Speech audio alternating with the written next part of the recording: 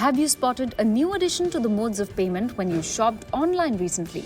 The Pay Later or Buy Now Pay Later option is now available on most e-commerce platforms. The BNPL model looks similar to the credit card model. Just like the credit card, with BNPL, a customer can buy the product and pay for it at a later date.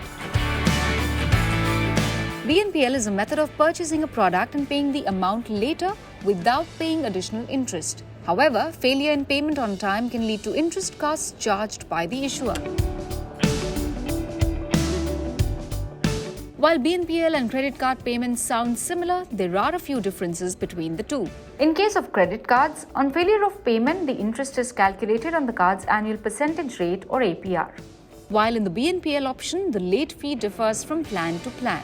While the BNPL option can be used at retailers, credit cards are accepted for other kinds of expenses like paying at the gas station and making utility bill payments.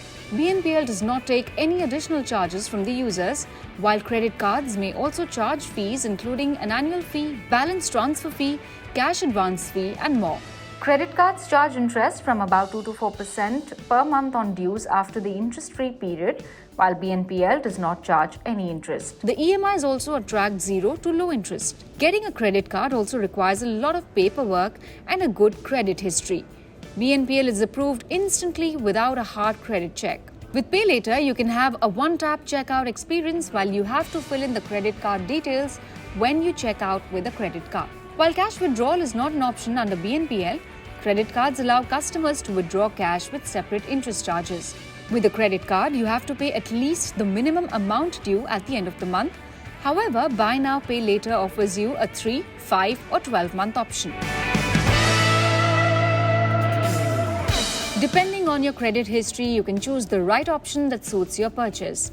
A credit card, however, allows you to purchase from a variety of products and services. If you don't have a strong credit history, you can choose the BNPL option.